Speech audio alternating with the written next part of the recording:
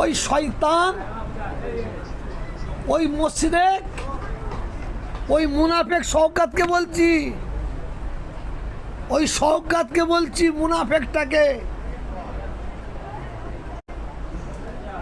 সাবধান, সাবধান, বারে বার বলছি।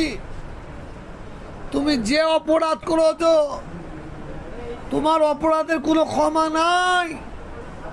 শওকত, তুমি যদি আব্বাসকে গালাগালি করতে, আমি আঙুল তুলে তোমায় কথা বলতাম না। নওশাদকে গালাগালি করলে আমি আঙুল তুলে কথা বলতাম না। ওই চামচা পাচাটা কাসেমকে কথা বললে আমি আঙুল তুলে কথা বলতাম না।